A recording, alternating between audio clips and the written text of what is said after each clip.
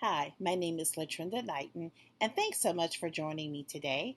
As we get ready to get started with today's presentation, I want to ask you a question. How many of you have posters that look like these in your classroom? And it's okay, I have those in my classroom as well. I'm guilty of those. And so we know those as the standards for mathematical practice. And a lot of us have them in our math center, and we have them posted proudly in our classroom. I know at some schools, this is one of the items on the environmental walkthrough checklist that your principal and maybe your executive director require that each teacher of mathematics have in his or her classroom. Well, one of the things that we're going to do today is we're actually going to take this a step further, and we're actually going to look at those mathematical practice standards, but we're actually going to put them into action and see what would that look like when students are actively engaged in those practices as they learn mathematics. So again, my name is Latrenda Knighten. I'm an elementary mathematics instructional specialist with curriculum and instruction and professional development. And it is my pleasure to spend some time with you today talking about this topic. So, our goal today is very simple. Our goal is to learn strategies for making the mathematical practice standards come alive in the classroom. We want to look at some very simple routines and protocols that you can bring to your classroom mathematics activities to help those practices come alive for your students. So let's start by looking at the list of the 8 standards for mathematical practice. And so as we see those practices identified here, you can see that I've highlighted 6 of them. And I've highlighted 6 of them because we're actually going to focus on those 6. And then we'll take some time later in professional development experiences after this one this school year and look at those other 2. So right now, I'm going to ask you to take 10 seconds and think about that list of 8. And I'll bring it back to that slide in a minute so you can look at them. And think about which of those practice standards are those that you find most difficult to implement in your classroom. So let me put that list up again so you're looking at it. And I'm going to set my timer. And I just want you to just think very quickly. Don't spend a lot of time thinking about it.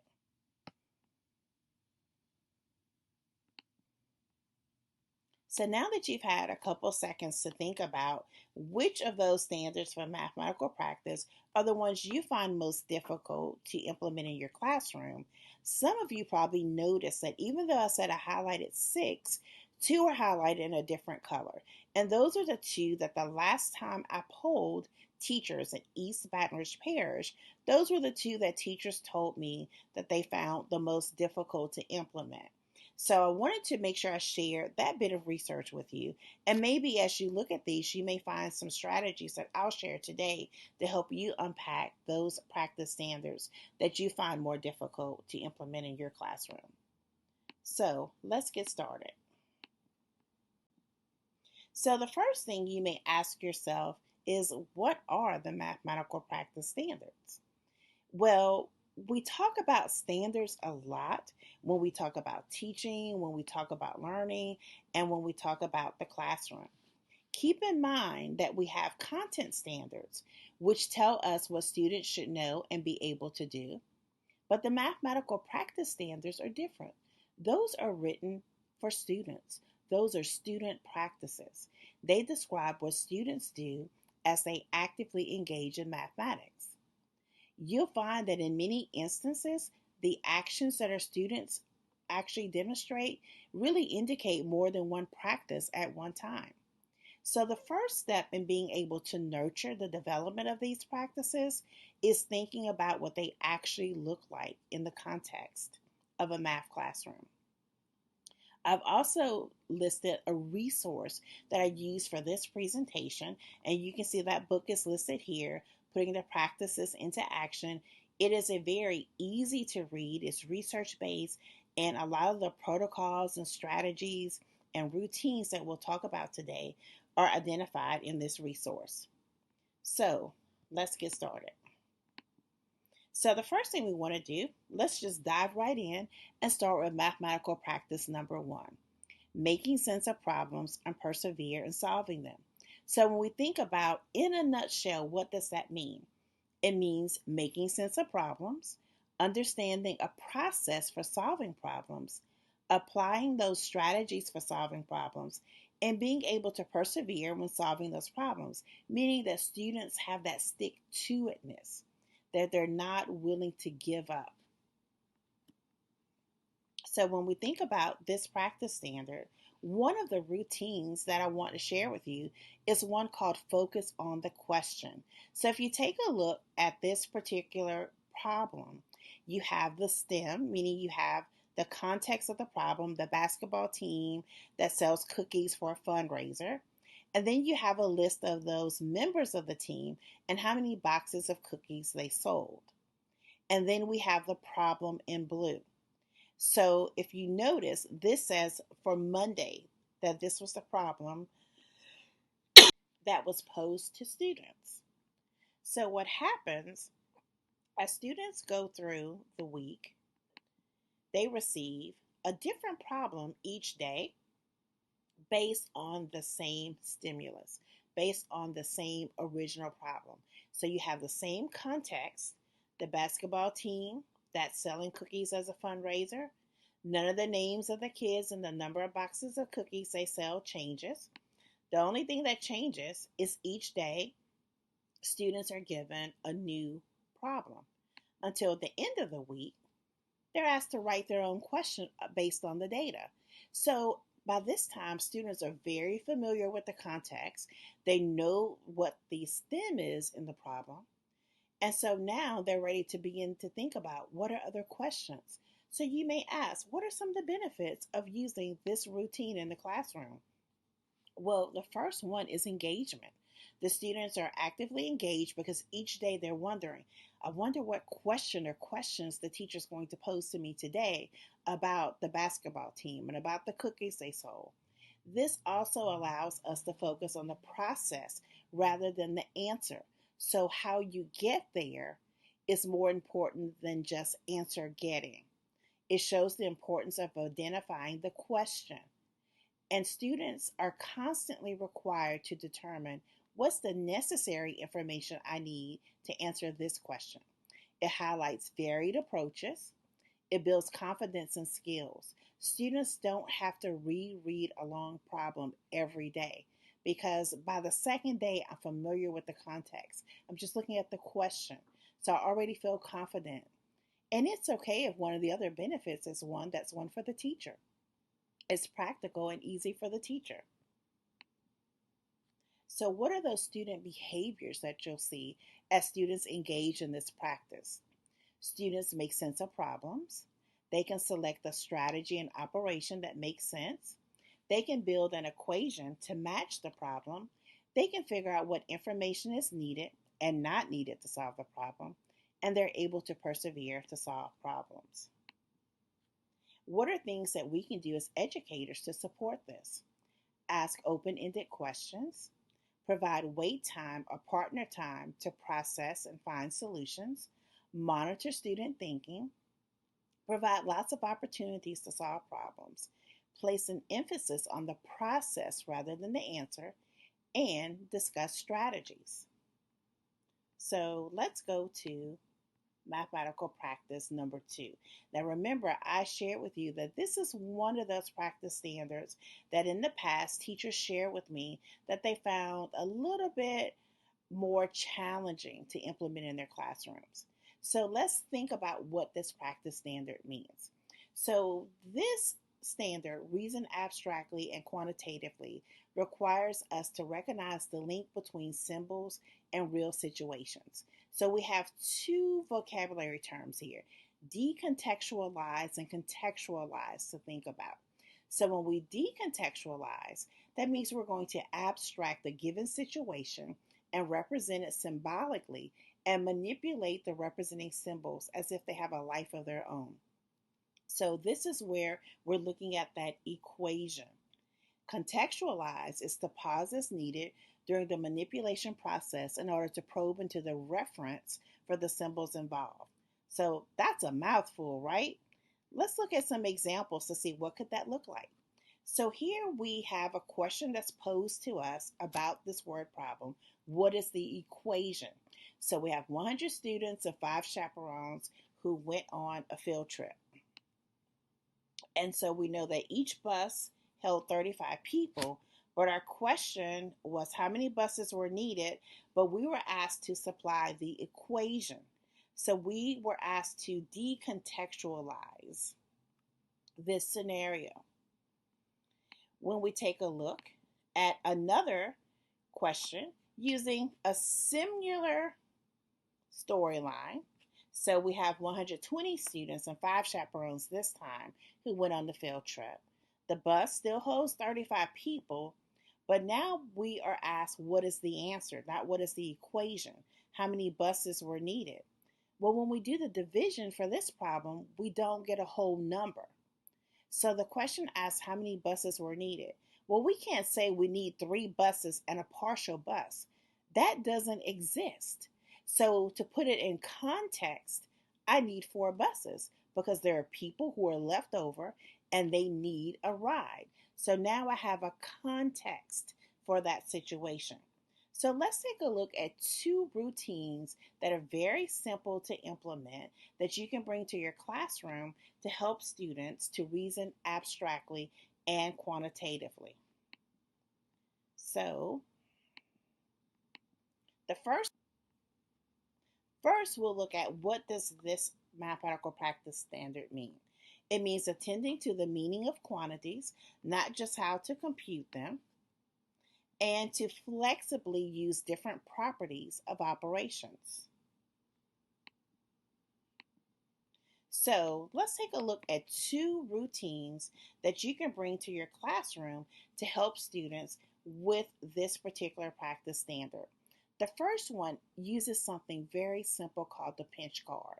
So if you see in the upper left-hand corner the little blue strip there, that's something that's made with an index card. And so what happens is students listen to a problem and then they have to show how they think they would find the answer, what operation they would use by pinching the correct section on the index card. So they're going to take the index card and use their fingers to pinch to show you which one they would use. Here's an example of one that I would use with first graders. So I'm not going to give them multiplication and division on their pinch card. I'm only going to give them addition and subtraction. So there were 3 cats on the porch and 4 cats in the grass. How many cats were there? Which operation and why? So you can differentiate those pinch cards to meet the needs of your students and think about different scenarios. Here's one that's definitely for our older students. 16 soccer players in the league, 12 on each team. How many players were in the league, which operation and why? So students are thinking about something a little bit more complex, and some students may actually think of more than one operation that they would use to solve that problem. So with their fingers, they can show you, oh, I would use these 2 to solve this problem, or I would do this one first and then the next one next. You can provide them with a word problem that they can use to solve a problem such as this. How about using fractions as well? Pinch the number that is closest to 3/4, and they have a choice of 4 different fractions to choose from. What about number sense? I've given you the number 105. Which number is closest to 105? 0, 50, 100, or 200? So when you think about pinch cards, they're very versatile. As you can see from the examples that we looked at here, some of the things you can use them for. You can also use them for geometry with shapes, use them for place value, things of that nature. And so what are the benefits of bringing that routine to your classroom to help students with reasoning abstractly? It's definitely engaging because they're like the students like the challenge of I'm using my fingers, I'm using something tactile to show what I know and how I know what I know.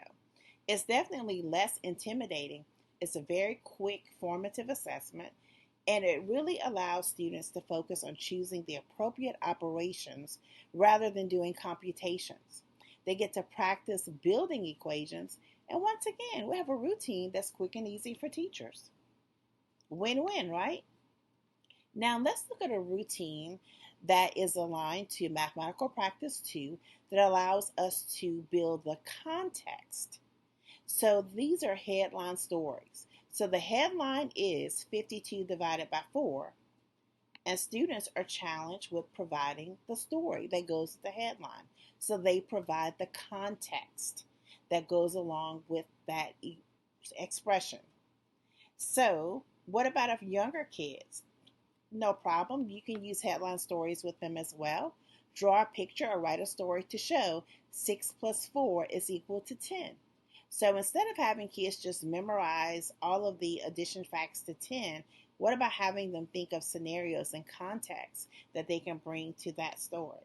So now let's think about what are those student behaviors that you should see as students actively engage in mathematical practice 2.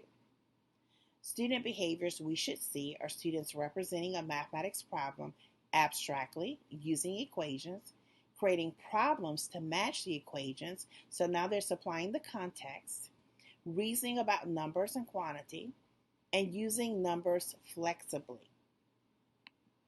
As educators, what we can do to help support them is to pose problems for students to build equations, connect symbols and context situations, model writing problems to match equations, provide opportunities for students to play with numbers, and to discuss numbers.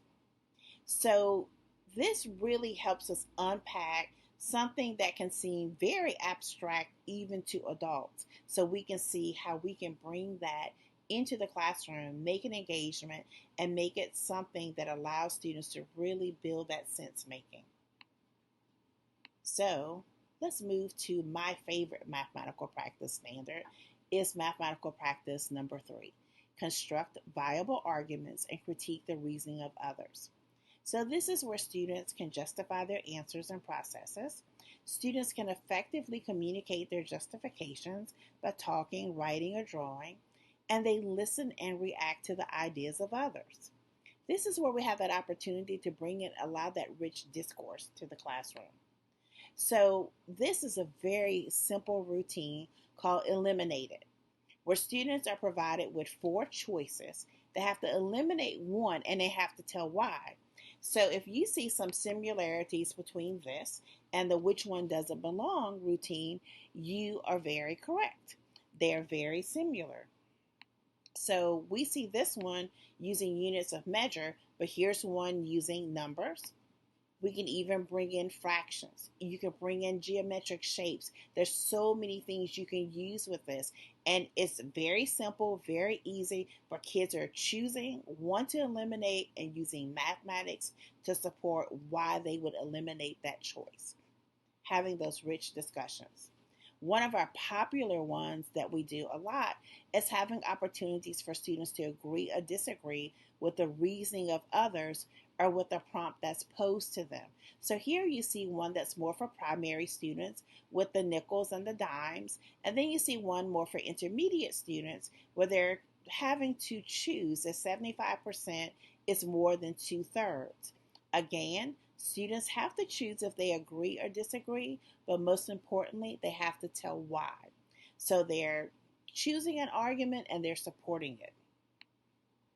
So when we think about this mathematical practice standard for students, we know that those behaviors that we see is students justifying solutions and approaches, students having the opportunity to listen to the reasoning of others, compare arguments, and decide if the arguments of others make sense. As educators, what we can do to support students with this practice is ask those good questions.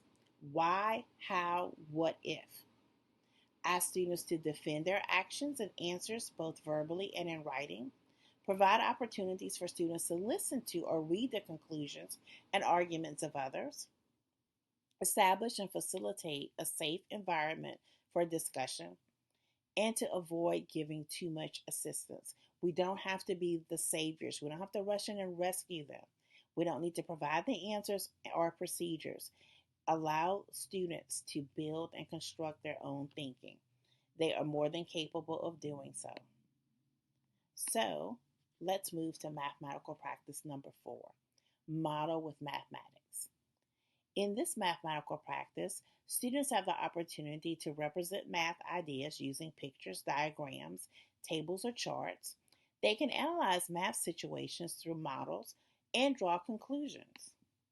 So you may see some things such as this. We do a lot of things in our elementary classrooms with 10 by 10 grids. So you might present this image to students and ask them, what value do these grids model? Or use a number line where in this picture the arrow is pointing to 20. Students are given 3 additional numbers, 10, 22, and 45, and based on the position of 20 they have to determine where 10, 22, and 45 would be on this number line. One of my favorite things to do with students when we talk about models is to give them something that they actually get to manipulate. Like when we are teaching beginning fractions and we allow kids to make their own fraction kits. The size of that fraction means so much more to a student when he or she is allowed to construct it. So here we can take a simple paper folding task to have students make some observations about different fractions, and you'll notice that we'll actually be exploring equivalent fractions in this task. So giving students a piece of paper that they would fold in half lengthwise, and so they can shade in one half of that piece of paper and how would they describe it. And so even your very youngest students will describe the part that they've shaded as half because they can see I have 2 pieces now once I folded it. So one of those 2 sections is colored in. Then they get to fold it again. And so they talk about how would I describe the number of pieces that are shaded. So they can talk about that there are 2 out of a total of 4 pieces shaded, but has the size of half of that piece of paper change. And this is one of those paper folding tasks I actually like to let them have a different piece of paper each time they fold, for those students who are very critical and think, well, you did something to it, now it's different. So they can prove it if they have 2 same size pieces of paper to put side by side to check. They fold it one more time to get 4/8, and then the last time they get 8/16. And so again, they're noticing that each time the half of the paper is still the same size. It's just when I look at those fractions, I have different ways of describing half of that piece of paper. Then you get to pose a questioning task to your students. How can you use the data you've collected to develop a rule for finding equivalent fractions? And this is related to mathematical practice 7, which we'll look at a little bit later today, when students begin to think about those patterns that occur in the things that they do and the actions that they see, began to make some observations about what happens each time they fold the paper, and they began to see what are patterns I can use to make some conclusions about what's happening. So, what are those student behaviors that we see with modeling with mathematics? Students being able to represent numbers, equations, and formulas in varied ways, using representations to solve problems. And as educators, to support students, we can make models available, use them in our instruction, and make sure we vary the models we use. Don't choose the same model to use with the same operation or the same topic all the time. Different children learn things in different ways. So we need to make sure that our students are exposed to a multitude of models so they can choose which one or ones work best for them. And also make sure that we understand the models that we use with our students. So let's take a look at mathematical practice number 6, attend to precision. This is where we think about students being able to calculate accurately and efficiently? Can they precisely communicate their mathematical thinking using clear definitions and state the meaning of symbols? Now, when we say definitions, we're not talking about, oh, I need you to look up the meaning of these words in this dictionary, write them down 10 times, and use them in a sentence. It means actually understanding what this term means in the context of how you're using it. So, one of the protocols or routines you can use with students to explore this is the broken calculator. Students are presented with a picture of a calculator and they're given the task. I want to make 78 using my calculator, but the 7 and the 8 key are broken. So, how can you make your calculator display show 78? So now they have to think about what operations can I use and which numbers can I use without using 7 or 8 to precisely end up with 78. So this is a great routine to use with some of your second and third graders as they have began to learn addition, subtraction up through 20. So now they're ready to start thinking about how can I use what I know and what I know about operations to find those answers. You can take it up a notch. So now instead of 78, I have 1,178. So now maybe I'm going to use some of what I used to make 78 and think about what I know about place value to help me to make a larger number. And of course, once your students have been introduced to this routine and they become very comfortable with it, put them in charge. Give them a blank calculator and allow them to write their own and challenge their classmates. And one of the rules I always had for my students with a task such as this is I said that you have to have the answer. You can't write the riddle and not have the answer yourself. So you have to write it, you have to solve it, and so you have to have solutions for it before you present it to one of your classmates.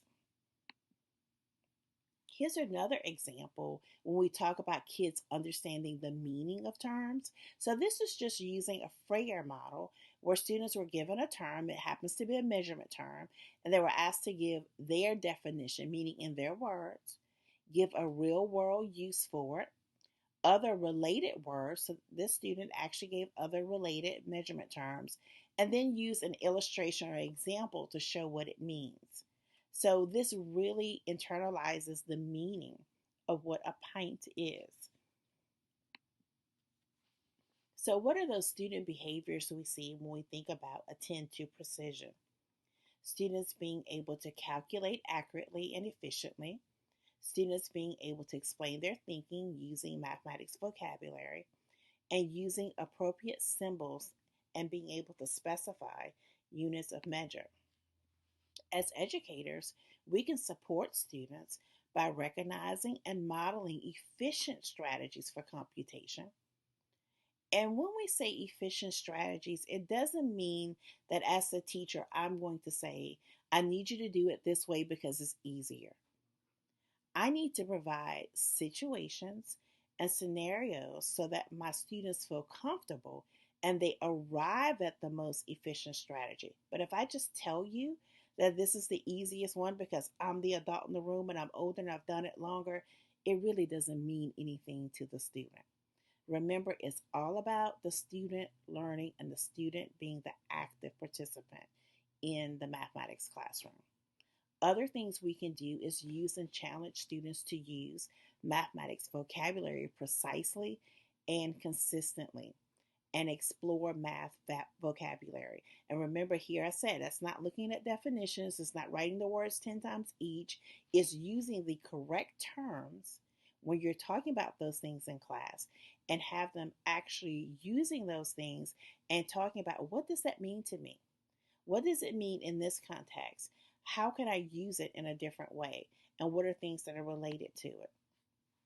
So now we look at the last mathematical practice standard that we'll look at in today's presentation, and that's mathematical practice standard number 7. Look for and make use of structure.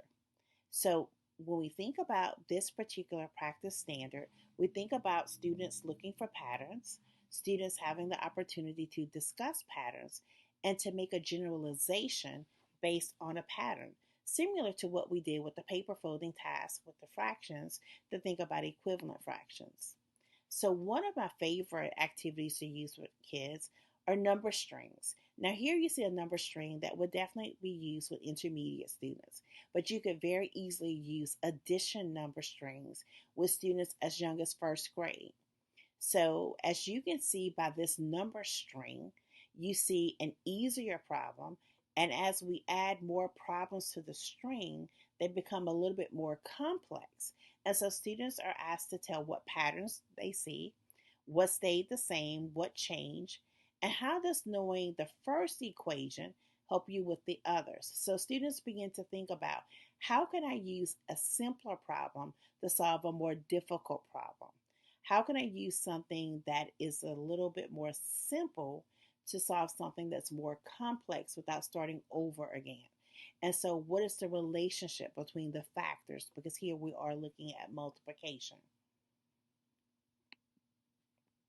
Another activity to help students with mathematical practice, number 7, is to choose a task where maybe they're looking at fact cards and they have to think about what do two cards have in common. Very easy way to do this. You go to the Dollar Tree, you buy some packs of flashcards, addition, subtraction, multiplication, or division. And so you begin to put them like in your baggies with maybe facts that have some similarities. Definitely you want to put some that have some that are different. And then students have to choose two of those fact cards and they have to determine what do they have in common. Then you introduce a third card. They have to compare it to the others and see if they can find some commonalities or a pattern that puts those together. So that's when they begin to think about, oh, am I using a strategy with plus one, or I'm using doubles or doubles plus one. So having them think about those types of things. And so you can find lots of different card types to propose to your students. These are some that are more simple for our primary students. Maybe this would be a great one to use with your second graders, where they're looking at the 2-digit addition. You can even use some with multiplication, some with subtraction, even looking at some other things with fractions so they can look at those things that are related to each other. So, what are those behaviors we should see? Students noticing patterns and properties, students discussing patterns, and applying those conjectures about patterns and properties to new situations. So I've come up with this conjecture. Now I need to test it to see if it works in a different situation or if it works all the time. Things that we can do to support student understanding is to provide experiences for students to apply and discuss properties. We can ask the right questions to prompt our students to observe for patterns and organize data so that patterns appear. Teachers, we are the master at this, at providing students, oh, I just had some things I put in this baggie and I just want you to explore them. When you know that we've set it up so that there are some things that are definitely related to each other and we're just waiting for them to find the right ones to put together and to tell us why. But we have to provide them with those situations so that they can practice that skill. So, as we wrap up our look at putting the mathematical practice standards in action, one of the things we want to think about is what's our why for doing this? It's to allow students to experience mathematics through the mathematical practice standards because we know that this ensures that students will have repeated opportunities to make sense of the ideas and to build a deeper understanding of those skills and concepts.